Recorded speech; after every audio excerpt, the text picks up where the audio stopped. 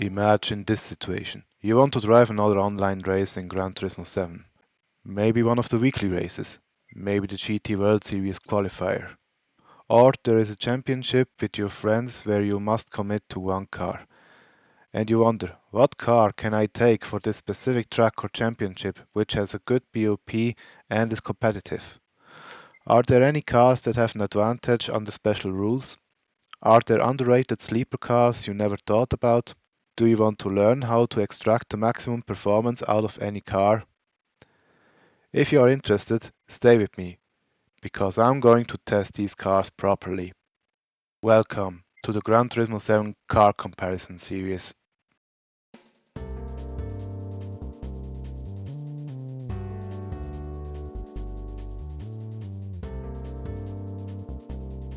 This future series is inspired by the Group 3 comparison series that Champs began. You can find his profile and some of his car tests in the description if you're interested. However, he stopped producing videos because it's too much investment for too little interest. This is quite sad, as I thought the series was quite interesting and helpful in deciding which cars could be sleepers and hidden gems. I thought about helping him out with testing. However, there is one issue. He's driving these cars, and I cannot exactly mirror his driving style. Therefore, a new set of tests and results must be recorded.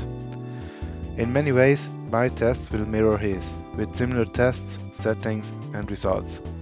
However, there is also one more shadow over these tests. Longevity.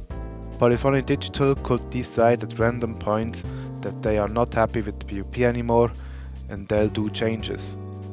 But don't worry, I have thought about this and will include more tests that will test these cars regardless of the BOP settings they have set by the game. Anyway, enough talk about the origins of the series, let me explain the tests I will run for each car within a group. I know, you probably want to step into the car and just drive. But as a first step, we will always look at the car stats first. Why? Because the car stats will already tell us quite a lot about the car's potential, behavior and quirks. The first thing we will be doing is looking at the power and torque curves of the car. This is very important because this will tell you a lot about the behavior of the car. Ideally, you want a power curve that stays in the top power range for as long as possible, and you don't want a power curve that has a slim and steep peak. Why? A wide power range makes the car eligible for short shifting without losing time and helps playing with strategy. A narrow power band will cost a lot of time when short shifting. Next is the gearbox setting. Ideally, you want the gears to be as close to each other as possible so that the cars can operate within the strongest power band. With a wide power band, you can spread the gears wide. With a narrow power band, you have to have more gears or shorter distances between gears. Lastly, we will look at the downforce levels. You will see that especially the Group 3 cars are set into specific groups. We will check the base setup and look how the front and rear downforce are set, because the downforce is the only setting that is different on most cars. Now that we know how the car works, I will test the acceleration capabilities. In the first test, I will drive on Tokyo Expressway east clockwise in a custom race with a Group 4 opponent behind me, with a flying start. The important settings are BOP on, all setup options except brake bias set off, tire wear times 1, fuel depletion times 1, same conditions set on, and we will use medium racing tires and drive with bumper cam. From the point the game releases me, I will stay on the lane I started and drive until the first sector ends, and note down the time. I will repeat these tests several times and with different shifting points. Once at 25% of the ref bar, 50%, 75%, 90%, 100%, and as a last test, rev it out as much as possible.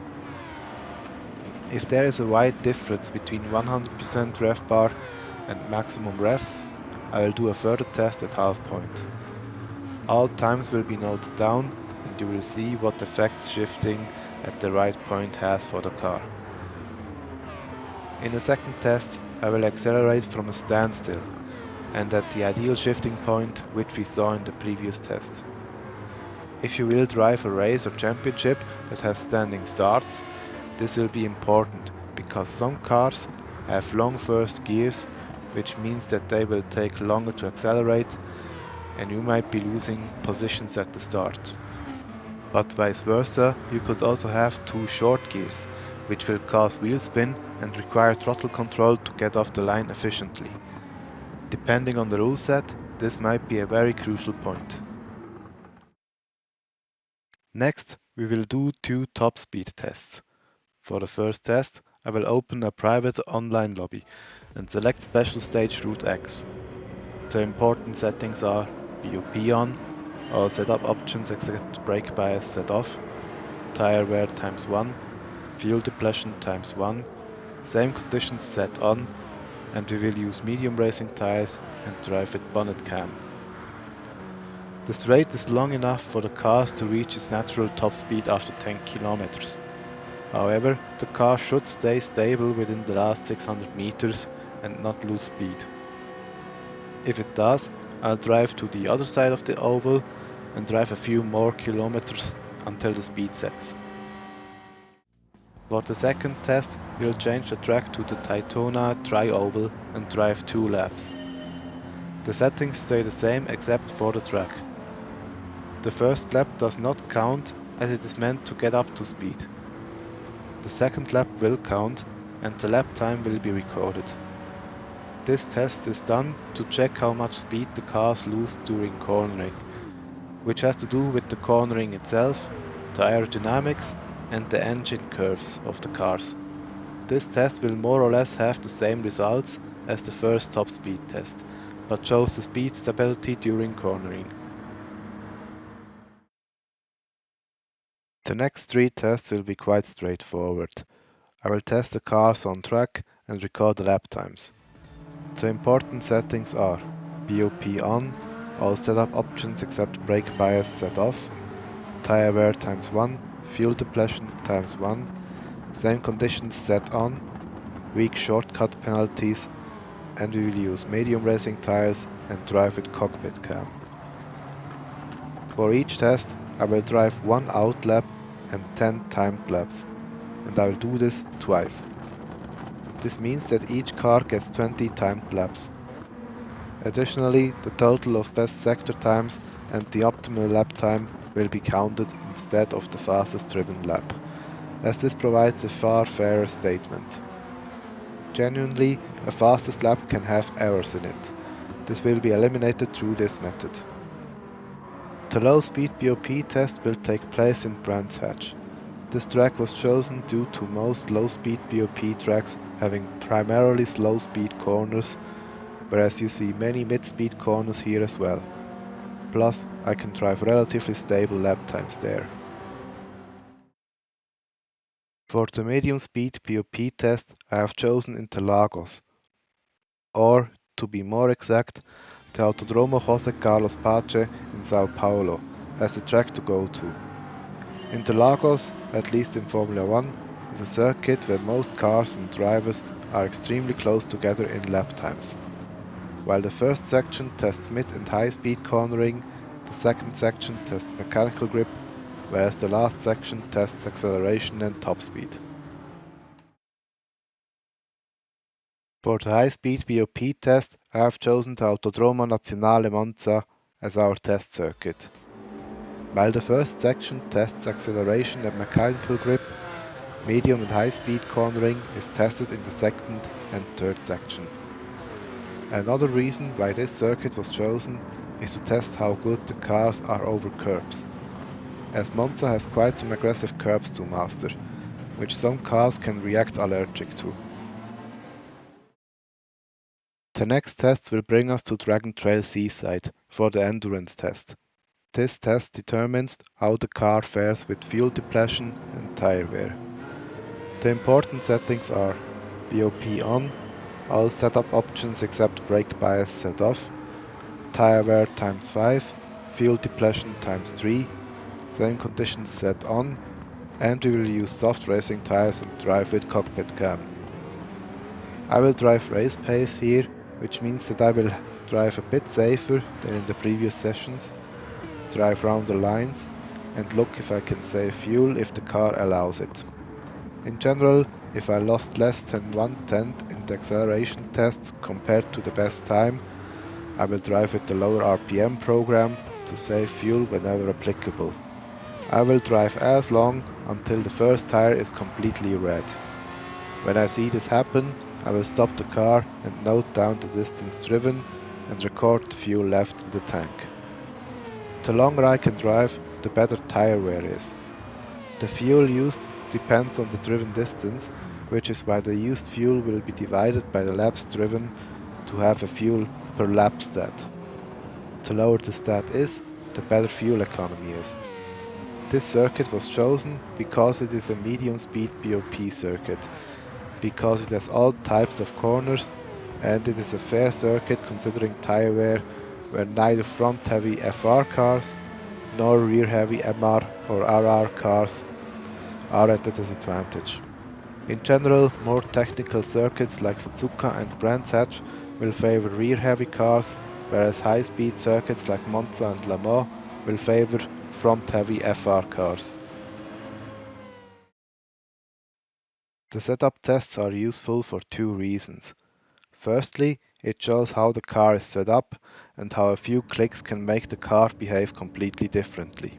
Secondly, it shows what potential can be unlocked if you have races and championships where more setup changes are allowed. I will do two setup tests. The first test will be a repeat of the special stage Route X top speed test with all setup options allowed.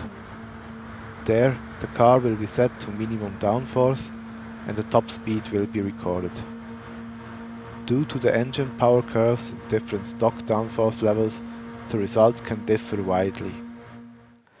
The second test will be a repeat of the medium BOP test in Interlagos with all setup options allowed. All cars will be set to medium downforce levels on the front and rear, and I will do some suspension and LSD changes for my preference. In some cases, drivability will improve, and in others it will get worse. How much faster or slower the cars can get is up to the standard setting and can differ widely for each car. This test consists of 3 steps. First, another top speed test on special stage Route X will be done. This time the BOP is set to off, and the cars are set up manually to have 5 to 7% more power, depending on the maximum power output of the cars. The setup will be the same as it is when the BOP is on, so stock. Like in the setup tests, this is to see how much each car improves in top speed. Additionally, acceleration tests will be done, both with flying and standing starts, and with an Unimog as an opponent. The shifting points will be the optimal shifting points as determined in the first acceleration test. The third test will be a repeat of the high-speed BOP test in Monza, again with BOP set to off and the increased power output. Another 20 hot laps will be driven and the optimal time will be noted. Then the lap time will be compared to the high-speed BOP lap time and the value for each % power increase will be noted down. With this test, you can see how much the car improves by giving 1% more power. The last test will be another repeat of the high-speed BOP test in Monza, with the same settings as before with the increased power test. This time the initial BOP power output from the BOP will be set again. However, at least for the Group 3 tests, the weight will be increased by 35 kilograms for each car. This is because the highest ballast weight due to the high-speed BOP is 165 kilograms. Another 20 hot laps will be driven and the optimal time will be noted down. Then the lap time will be compared to the high-speed BOP lap time, and the value for weight increase will be noted down. Basically, the difference in lap times will be divided by 7 to have a 5 kg time loss. With this testing method, you can see how much slower the car gets by adding 5 kg of weight.